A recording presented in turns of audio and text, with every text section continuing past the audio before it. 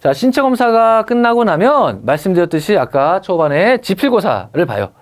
지필고사의 형태로 아직도 남아있는 건 간호사관학교가 유일하다.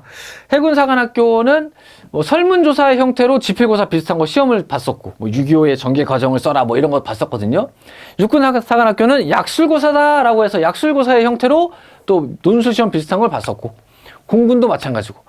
이런 것들이 아주 예년에는 존재했었는데 대부분 다 사라지고 구술로 대체되거나 그 면접에서 지리로 대체된 반면 아직도 간호사관학교는 약술형의 고사가 남아있다. 이게 내년에도 계속할지는 아직 미지수이긴 하나 여지껏 해왔으므로 내년에 뭐 안 할 이유도 없지 않겠는가. 안 하면 좋고, 근데 모르고 가서 뒤통수 맞는 것보다는 알고서 준비하고 안 나오면 말고 나오면 잘하면 되고. 그쵸? 자, 너무 어려운 문제는 아니니까 너무 부담스러워할 필요는 없어요. 면접에 참고 자료로 활용한다. 그렇다는 얘기는 얘만 가지고 점수화해서 뭐 하겠다는 건 아니에요. 하지만 다른 어떤 면접의 한 분과에서 같이 보면서 같이 점수화된다. 함께 점수화된다. 얘만 가지고는 아니고. 자, 역사관, 안보관 관련해서 개인의 견해를 지리한다. 개인의 견해를 지리하는 거예요. 즉, 뭐 가치관 평가이다. 그렇죠? 김일성 사랑해요. 이러면 안 된다는 거죠. 그렇죠? 아무리 논리적으로 맞는 말이라 할지라도. 자, 약술형 교사. 그러니까 막 논술형은 아니니까 너무 부담 가질 필요 없다. 자, 역사 혹은 안보에 대한 제시문이 하나가 제시돼요. 좀 긴 제시문, 한 바닥을 꽉 채우는 제시문이 제시가 돼요. 제시문이 긴다고 해서 두려워할 필요 없어요. 오히려 제시문이 길면 나한테는 꿀이에요. 왜? 그 안에 내가 써먹을 수 있는 로직들이 있으니까. 내가 배경 지식이 없다 할지라도 긴 제시문 안에서 그 안에서 논리적으로 잘 조합하면서 자신의 생각을 잘 끌어낼 수 있으면 돼요. 그만큼 할 수 있는 양의 제시문을 주니까 내가 배경 지식이 있든 없든 너무 쫄 필요 없다. 자, 일단 제시문 요약 한 문제 한 300자 정도. 그 다음에 그 제시문에 대한 자신의 견해를 써라. 이게 한 600~700자 정도. 그래서 한 500에서 합쳐서 500에서 1000자 정도의 어떤 약술문을 쓰는데 시간은 40분을 줍니다. 선배들의 전언에 의하면 시간 40분이면 충분히 쓸만하다. 시간이 엄청 부족하진 않았다. 이렇게 얘기를 해요.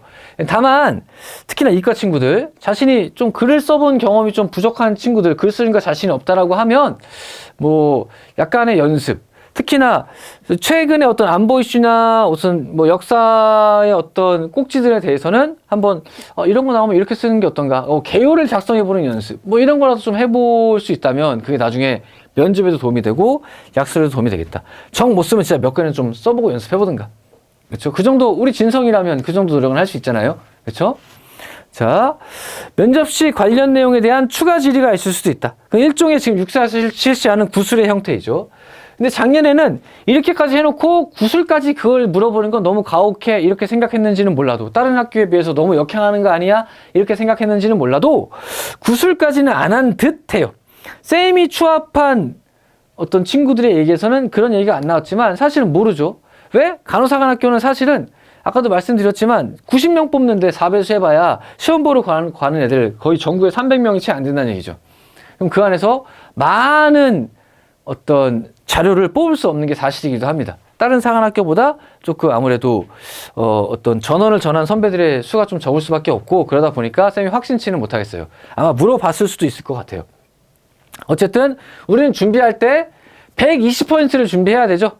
80이 나왔다고 해서 80만 준비하는 건 안 되죠. 그 자세가 아니죠. 우리 이렇게 생각합시다. 구술도 나올 수도 있다. 이렇게 생각하고 준비하는 게 맞지 않겠느냐. 수험생의 자세로서. 이렇게 생각합니다.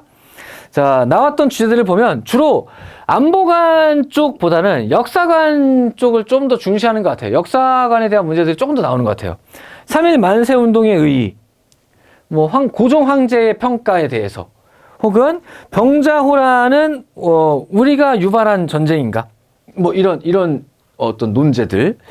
중국의 패권주의, 중국의 뭐 동북 공정이나 아니면 요즘에 뭐 1대1로 사업 같은 것들, 뭐 요런 것들.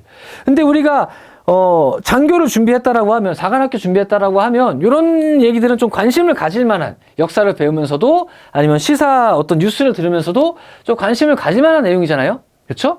그러니까 너무 부담스럽게 생각할 필요는 없다. 아까도 얘기했지만 제시문 가지고 어떻게 또 조합해서 쓸 수 있으니까 그 정도 선에서 생각을 해주면 되겠습니다.